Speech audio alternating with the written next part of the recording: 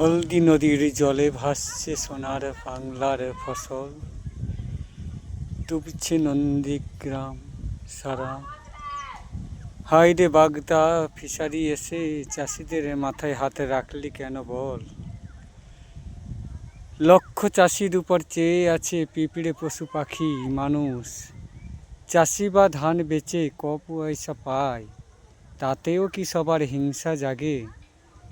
জলে ভাসছে লক্ষ লক্ষ কোটি কোটি টাকা বাগদা, তারা লুটছে টাকা কিন্তু চাষিদের মাথায় হাত।